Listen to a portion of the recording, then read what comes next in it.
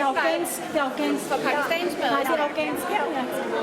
Den er start, men medium start, men den er ikke start. मैं चाहती हूँ कि हमारे बच्चों की आपकी भरपूर तालियां होनी चाहिए क्योंकि इन छोटे छोटे बच्चों ने बहुत मेहनत की है। तो ईद मुबारक के शाम के लिए तैयार हो जाए। अगर आप अपनी अपनी जगह पर तशरीफ रखें तो बहुत बहुत शुक्रिया। शुरू कीजिए।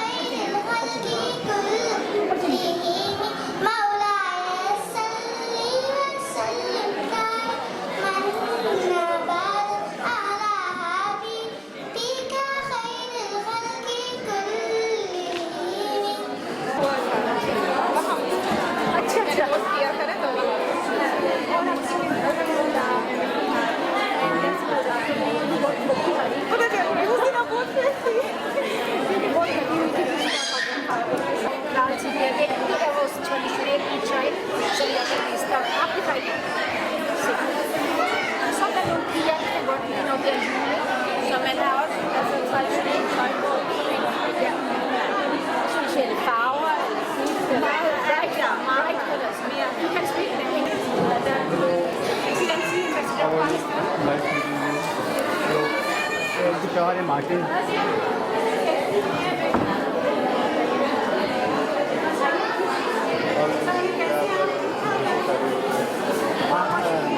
Ambassadøren, han kan ikke tale dansk, men du kan godt tale engelsk.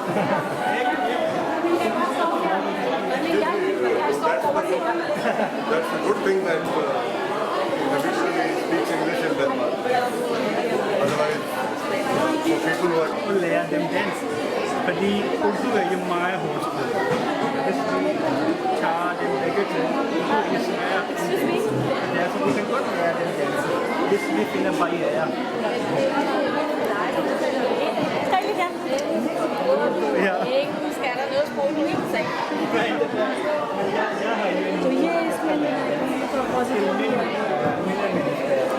Excellency ambassador of Pakistan Ahmad Farooq तशरीफ ला चुके हैं। मोहतरमा मिसिस आयशा अहमद वो हमारे दरमियान में मौजूद हैं और अब हम चाहेंगे कि हम अपने प्रोग्राम का दूसरा हिस्सा जो कि उर्दू के हवाले से है और पाकिस्तानी एम्बेसी की जिसमें हम शिरकत चाहते थे उसको शुरू करते हैं। बिला तखीर मैं दरख्वास्त गुजार हूँ आप लोगों से कि अपनी अपनी नशिस्तों पर तशरीफ ले जाइए ताकि हम अपने प्रोग्राम का आगाज़ कर सकें।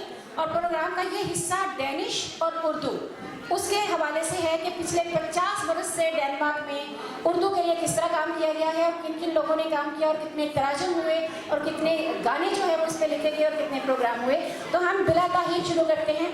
Nu siger jeg til mine danskvenner på dansk, at vi har pakistanske ambassadør her. De er jo med, og vi vil gerne, at de næste programmer, vi præsenterer, det er både på dansk og på urdu. At den var de past 50 years, at det sidste tilbage 50 år af urdu og dansk sammen. Så begynder vi. आपकी बहुत सारी तालियों के हमरा बहुत बहुत शुक्रिया।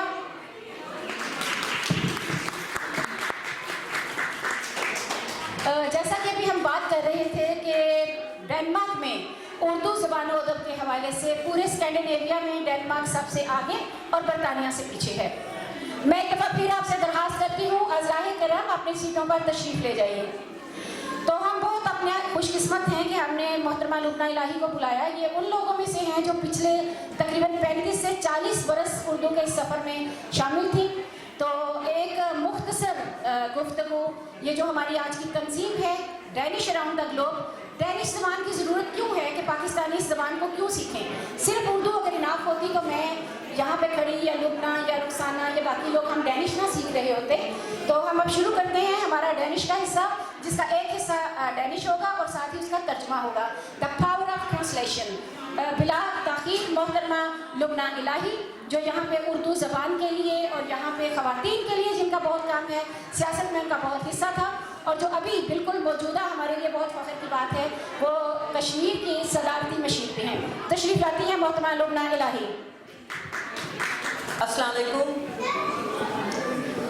ये जो मेरे छोटे छोटे बच्चे पीछे हैं और बहनें मेरी हैं, आज हम रमज़ान जुम्मतुल विदा के दिन यहाँ इकट्ठे हुए हैं और एहतराम लाजम है जब हम पाकिस्तानी लोगों के बारे में, अपने वतन के बारे में जो कि हमारी जान है, उसके लिए भी इज़्ज़त और एहतराम ज़रूरी है।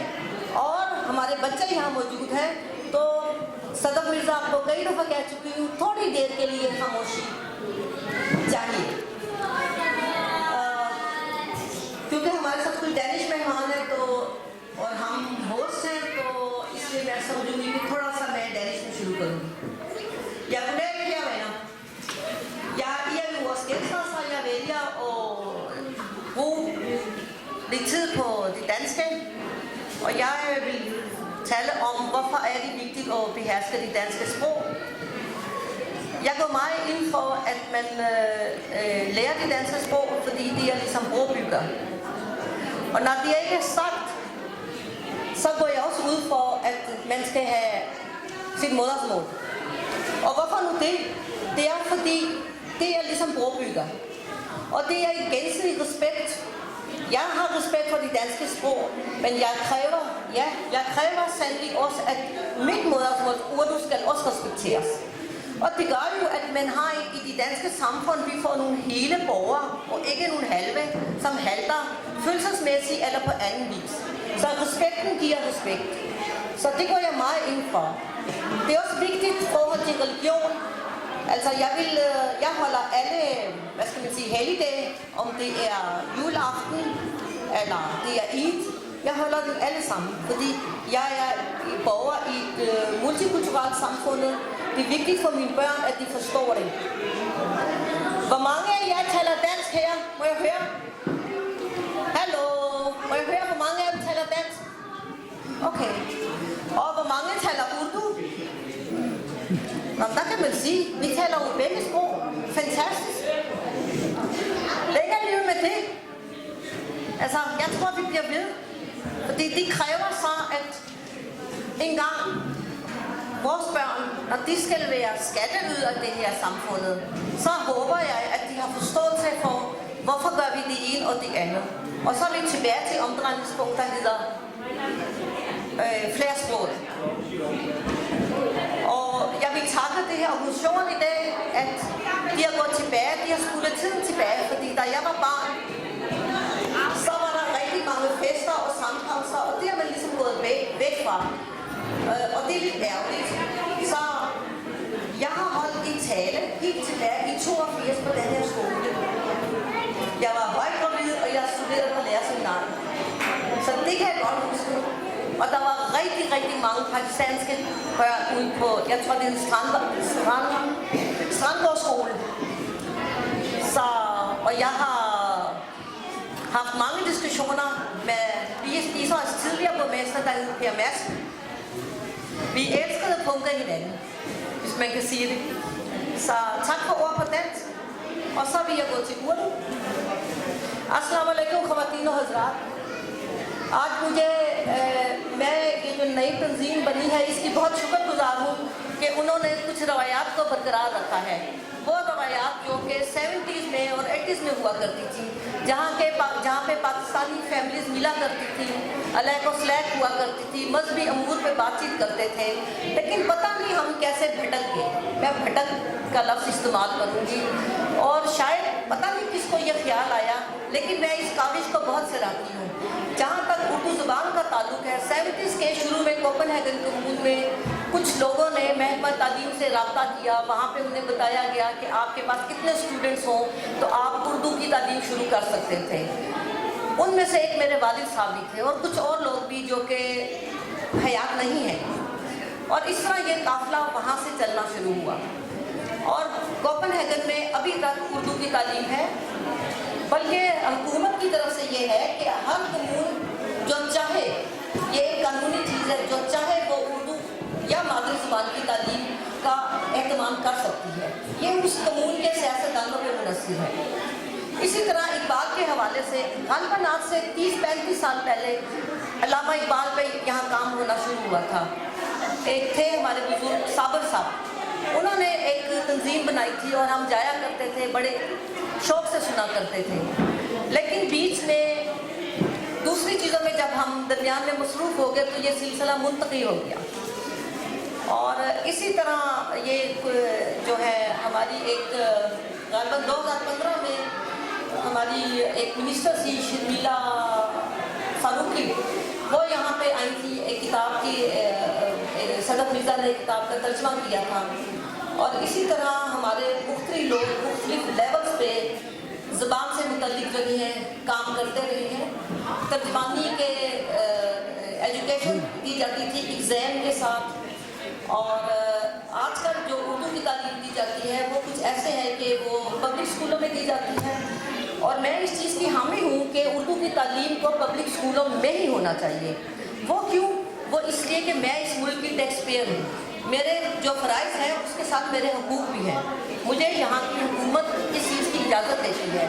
तो बजाय हम एक पैरेलल माशरा बनाए जो कि साथ साथ चले, तो हमें चाहिए कि हम उर्दू की तालीम के लिए कोशिश करें कि वो अवामी स्कूलों में हो, ताकि हमारे कंट्रोल में हो। सिलेबस जो है उसका पता हो वो क्या है, हुकूमती लेवल में उसको मंजूर किया जाए।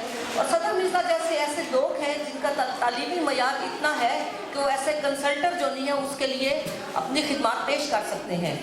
और इसी तरह पाकिस्तान की कुछ यूनिवर्सिटीज़ हैं जो इस चीज़ में दिलचस्पी रखती हैं। और मैं इसके साथ ही फिर शुक्रगुजार हूँ इस तंजीम को कि उन्होंने भूली चीज़ों को दोबारा से एक नई रवायात कायम की है, नए सिरे से, गालिबन 20-25 साल के बाद। शुक्रिया आपके वक्त का।